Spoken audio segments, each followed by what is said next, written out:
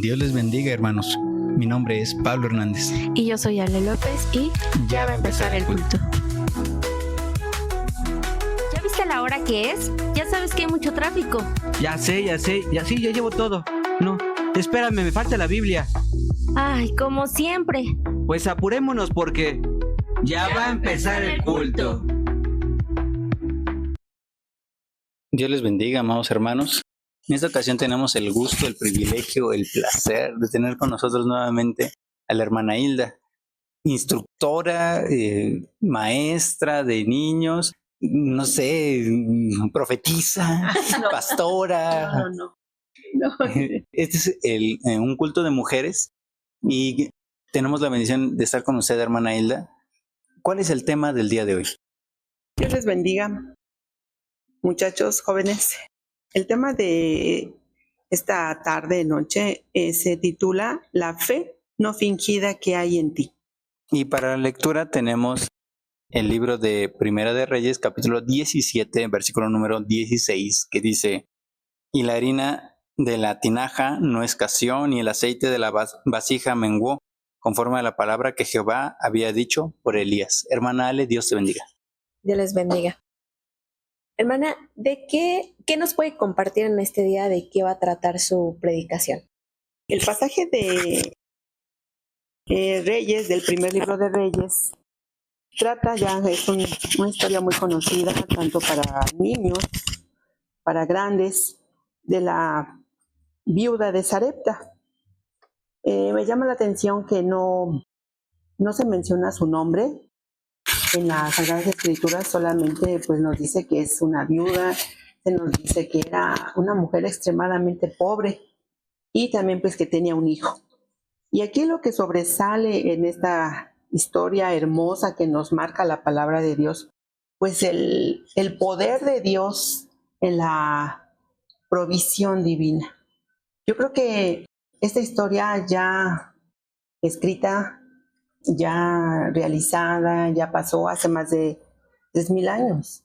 Y aún, pues dice la palabra de Dios que su palabra es viva y es eficaz, y hay una enseñanza para este día, para este martes de mujeres, culto de la sociedad femenil, en este año 2026, que ya está a punto de terminar el mes de enero. Entonces creo que algo que necesitamos todos los cristianos es que nuestra fe permanezca firme.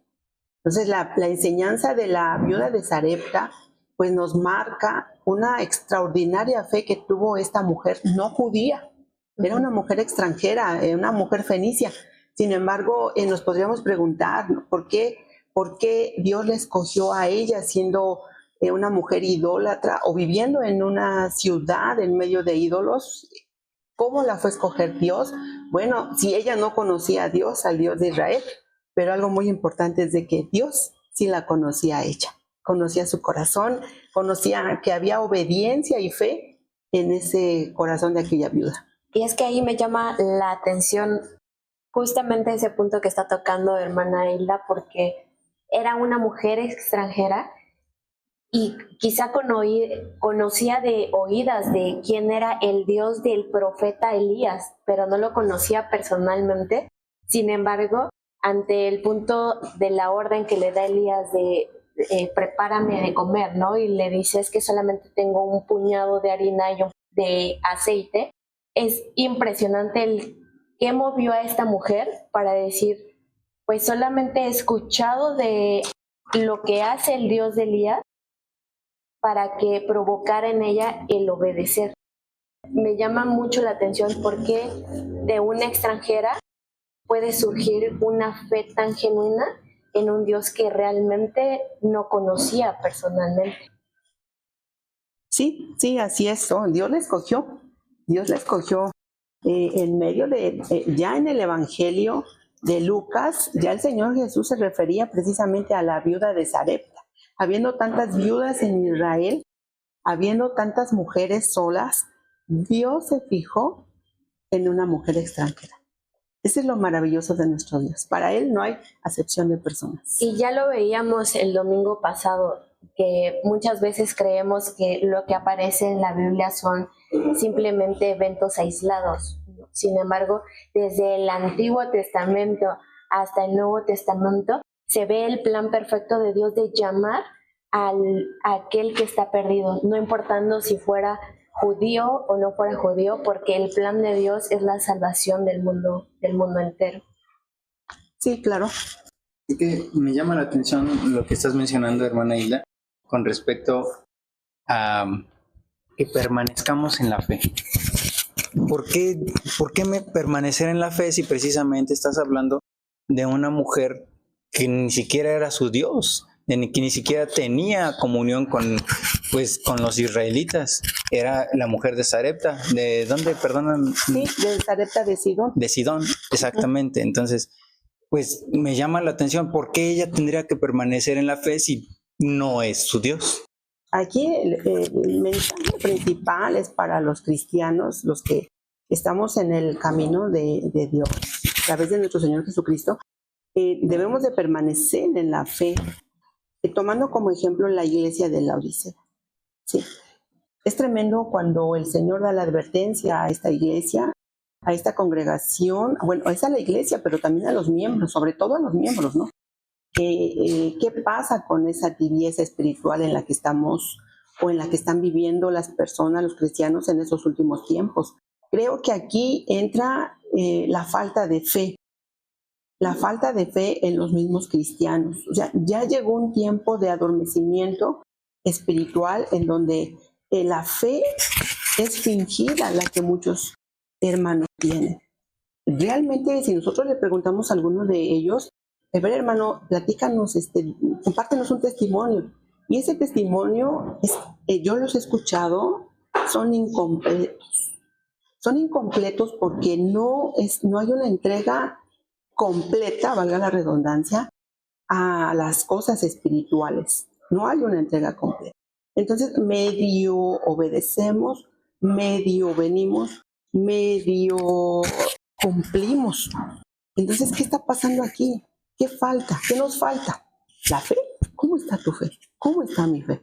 Me llama la atención mucho porque yo precisamente me toca predicar el jueves y estoy así como, ¿qué predico?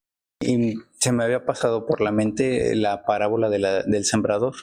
El sembrador salió a sembrar y una semilla cayó en buena tierra, otra semilla cayó en poca tierra, otra semilla cayó entre los espinos y los cardos y otra junto al camino y se la llevaron las aves. Entonces veo algo que Dios está llamando, por ejemplo, a la iglesia de Ebenezer, que puede ser también a otras iglesias hermanas que nos estén escuchando, alguien más que nos esté escuchando. ¿De qué? De que muchas veces las personas que nos congregamos en una iglesia, no todos somos salvos. En mi libro No todos nacen de nuevo. Ahí podemos platicar un poquito de cómo sí muchos al principio, pues como dice la parábola del sembrador, reciben la palabra con regocijo, reciben al Señor Jesucristo porque realmente lo hacen, realmente ven que el andar, el vivir en Cristo Jesús es una vida completamente diferente a la que el mundo nos tiene acostumbrados, pero los deseos del mundo nos ahogan, los deseos del mundo nos van jalando de tal manera que nos alejamos, que nos olvidamos de seguir y de servir a Cristo. ¿Para dónde entonces va enfocada esta parte, hermana Hilda?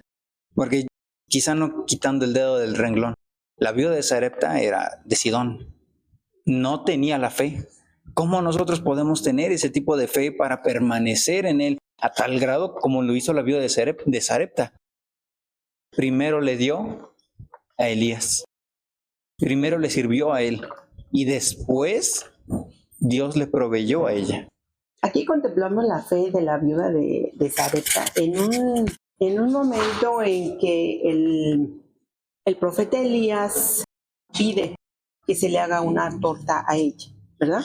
Ella dio todo lo que tenía, todo su sustento.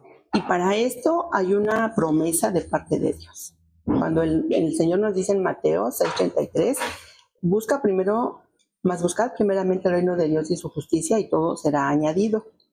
¿Sí? Entonces, la fe de la viuda no nada más se expresó en servir y en hacer esos alimentos, sino cuando su hijo enfermó, Dios volvió a probar esa fe. Dice la palabra de Dios que el niño enfermó gravemente. Tanto fue la enfermedad que el pequeño murió. Entonces nuevamente vuelve a ser probada la fe de aquella mujer.